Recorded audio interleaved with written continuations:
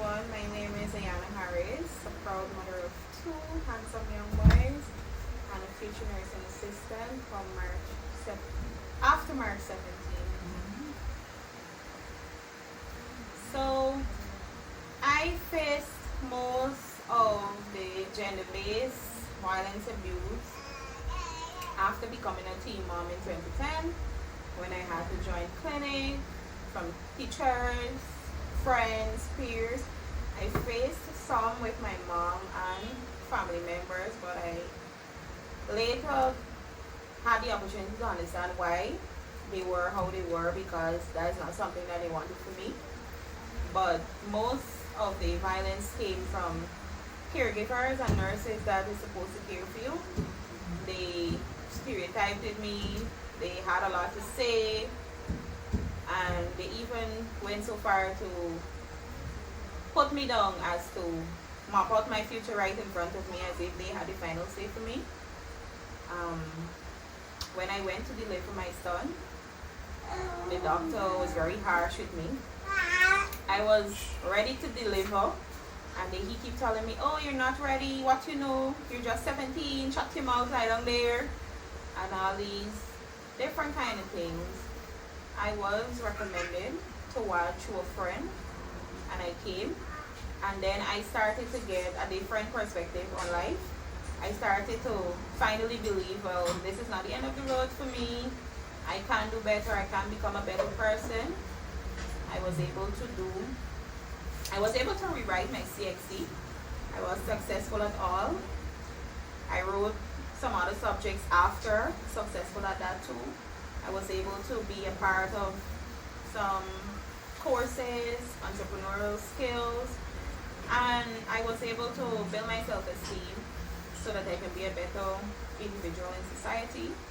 I became a trained patient care assistant in 2017. I'm currently working at the Palm Geriatric. This year will make 8 years.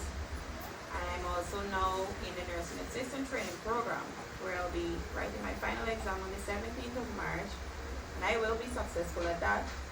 The next step for me in life, I would want to become a trained midwifery, or a midwife, as everybody would know, so that I could show that empathy and that compassion, not only to teen moms, but my passion is for teenage mothers and young adults, young girls, because I think society lacks that, and I want to be the change agent for that in whatever way that I could. I was able to survive the stigma, the discrimination, thanks to Women Across Differences, thanks to my mother, my grandmother, and also me making that first step to say, alright, this is what I want and this is what I will work towards. And from making that step, I realized that, like somebody said, the only thing that can stop you is you. And I would always keep pushing. Sometimes I feel so tired, I feel weary, I feel drained, but then when I look at my sons, I just say, you gotta do this for them, because they ask a lot of questions, and you just see the proudness in them, especially my older son, who will say, "Oh, mommy, congratulations, you had an exam, you study," and stuff like that, and that's motivation for me.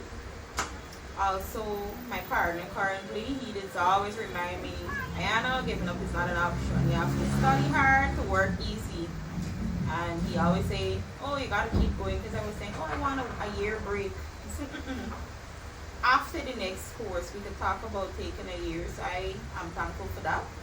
I am thankful for Miss Colonel. I can call her any time of the day, regardless of if it is work, school, home, and she will always be there. I'm also thankful for my mother.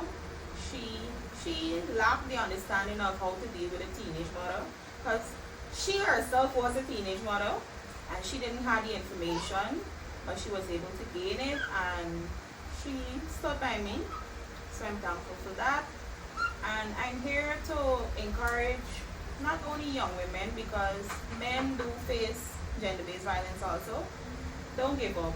Find a safe space, and speaking out helps a lot.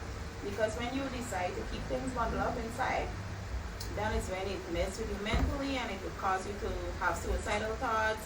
So you may not want to confide in a friend, but you can find a safe space, be it a church, be it a youth group. Just find yourself among other people trustworthy people, confidential people that you can share, and you will see that will make a difference. And also you will have to sit face up and say, all right, this is what I want, this is what I'm going to do, this is how I'm going to get it, and not just say it, but work towards it. And prayers too.